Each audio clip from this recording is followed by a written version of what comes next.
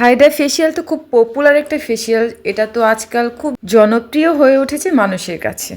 Hydra facial হচ্ছে এমন একটা ফেসিয়াল, ত্বককে ডিপ ক্লিনজিং এবং ত্বকের ডেড সেল রিমুভ করা কিন্তু খুব ইজি এখন। কারা করবেন হাইড্রা ফেসিয়াল?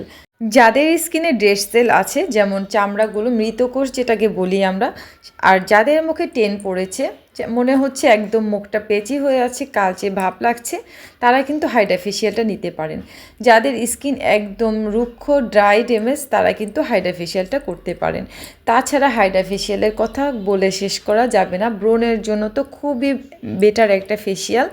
যাদের মেস্তা আছে তারাও কিন্তু হাইড্রা ফেসিয়ালে কয়েকটা সেকশন নিলে কিন্তু মেস্তাটা একদম ভিতর থেকে রিমুভ হবে। তাছাড়া কিন্তু মেস্তা বা মেলেজমার জন্য এটা কিন্তু খুবই ভালো একটা প্রসিডিউর।